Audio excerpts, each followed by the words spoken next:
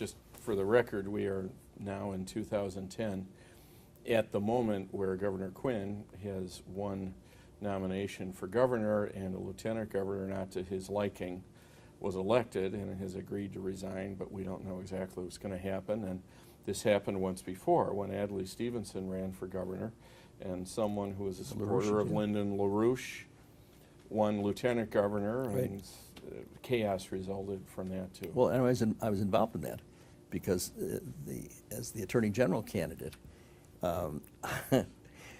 if you remember, Burris was on the ticket, right, and Cosentino was on, and they hated each other, and the things they said about each other were unbelievable.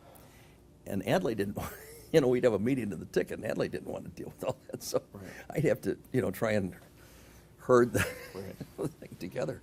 So now, as Attorney General, once again, you're in state office, and there's a long list of accomplishments. Thank you. Well, one of the things that I tried to do was to, the first meeting that I held with the attorneys from the office, I said that I thought it was important that we do a strategic plan, because I had seen strategic planning.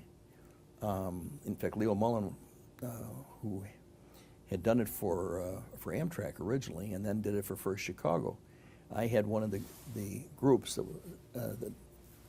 had a responsibility for part of the planning over there. Mm-hmm.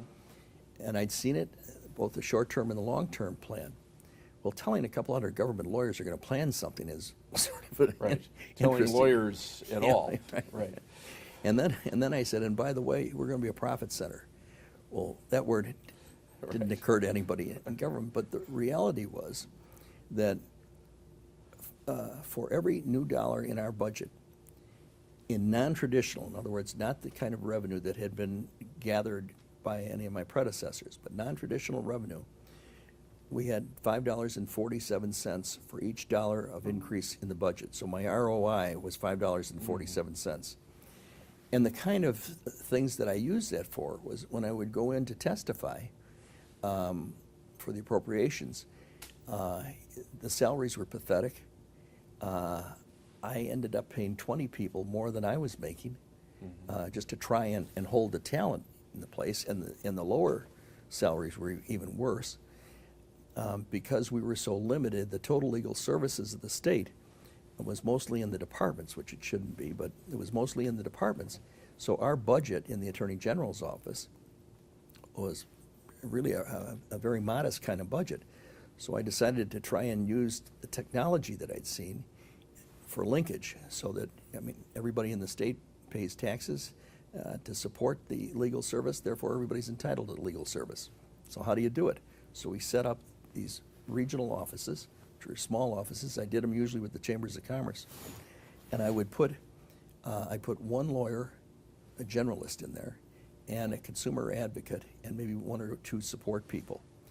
And then they would perform the functions, as many of the functions of the office as possible.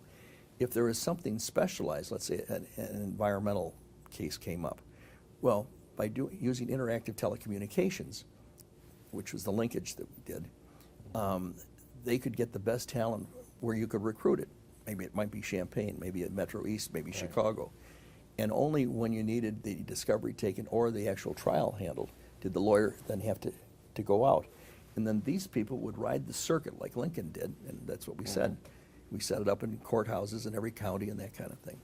So we tried to be a statewide law office for the first time. Yeah, a full service law office. And we tried to focus, in a variety of areas that we thought, were basic needs. Certainly consumerism, which is a basic power of the office. We were involved in a lot of areas in the major consumer cases. In the environment, after Gorsuch and Lavelle got caught fixing the Superfund list, and it was on television through the congressional hearings, all of a sudden, especially the mothers, they're seeing this on television. They're saying, "You mean that thing my kid's playing in out there is toxic?" And that's, you can get poisoned. Well, that was Love's Canal. They were all starting to get that, So I got Phil Rock, and I asked him, I said, "Phil, why don't we try and do some public policy planning on this thing? And there'll be 200 bills that are going to go in, which there always is in one of those major, upheavals. He said, if you would hold them, let's pick out the best ones. And I got, we set up a commission on toxic and hazardous waste, generation, storage, transportation, disposal, public health, public safety, all the aspects. Same thing we done on aging when we created the Department on Aging, we did on the environment. And I went over to IIT, which University of Illinois was not real happy about.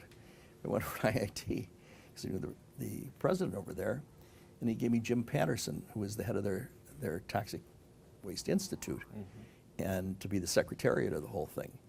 And so after we did these comprehensive studies in each of the various elements, then there was a dozen bills that came out of that. And then those were the bills that Phil, and then we invited the other leaders on a bipartisan basis to be co-sponsors. So a package of 12 bills, in effect a policy for hazardous and toxic waste and also the nuclear stuff, came out of that. So we tried to take major areas of responsibility and deal with the traditional stuff the office had, but also have a plan in terms of some of the major areas. We said, I asked Dawn Netschke who would be the best senior woman that she could think of, because I wanted to set up an office of the Solicitor General. So she told me about Jill Weinbanks, who I had never met, but I knew her from the Watergate thing, but I never met her. And Jill was with Jenner, I think, at the time. She was out on the West Coast. And so I hired Jill to be the first Solicitor General in the state, to upgrade the appellate side of the office. So, we did different things in different areas that I think were pretty worthwhile. And I remember I was on a commission chaired by Justice Walter Schaefer on the whole power of the Attorney General's office. And that occurred, the background here, of course, is there's a Republican governor, Jim Thompson, and so there could have been and there was really a tug of war over who did the legal services in the administration versus the traditional role of an Attorney General in a state like Illinois. Right. Well, and one of the reasons was the Department of Transportation's library. The Department of Transportation's library was dramatically bigger and better funded than the whole library for the Attorney General's office on a statewide basis. And the budgets, if you ever accumulated the budgets, what the practice is, and Justice Schaefer and yourself, what we were trying to do was to get the best minds who would have, their opinions would be respected, to try and get some sanity into the thing, to get a first-class legal service that would transcend the, political stuff. You really could do it and do it more efficiently. I always felt that the governor certainly should have the right to his own counsel. If he didn't want me for some reason, I remember Thompson said to me one day, he said, Edgar and I can never understand why you win all those cases for us. I said, I guess I think that's a difference in approach to government between you guys. I think I'm supposed to be doing that. But we did try and do it, on that kind of basis. I also remember I was in attendance when you hosted the National Attorneys General meeting, and it was a time when attorneys general in the United States as a whole were playing a very active role, and you were, the first among equals in many respects. You were playing a very active role at that time. Thank you. It's a wonderful office, and in fact, I had intended to run for the governorship in 1986, and it was pretty well all lined up. The stars were in the heavens the right way. And Mike Madigan was interested, but the internal polls were like 78 to 20. So I was in pretty good shape, and the office had gone well, and we were sort of building on successes, And so in any event, I got started with the whole thing, and Bob Shrum and Shrum and Doak, the fellows that handled Ted Kennedy's stuff. I talked with them. In fact, they came to see me at the house about the handling the press stuff for the campaign, because I just like the tone of what they did for Kennedy, and I mean, I just thought the whole thing was first class. Well, when they came to the house, they brought David Axelrod with them, who I had known, from as being political editor in the Tribune, a political writer for the Tribune, but not real well. In any event, they said he was going to be the, their local partner or whatever, and was that all right? And I said, sure, it's fine. David knows the people, and he's respected, and that's fine. So, I don't know, a week, 10 days later, they made a full presentation on him. And I talked with a number of others who seemed to be interested in the race, because it was sort of, a pretty visible race that year. And so I bumped into David. And so I said, you can tell your partners that I'm going to choose you fellas, to handle the campaign. Which I thought I was doing something nice for him, because, it appeared to be an important campaign, and for him to be the one that's delivering it, He said, well, that's very nice of you, but you and I need to talk. And I said, well, what do you mean?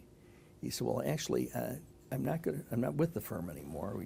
I decided to open my own firm, and it'd mean the world to me if I could get the governor's race as the first, the first piece of business. And I said, okay. So I gave it to him. So then later that summer,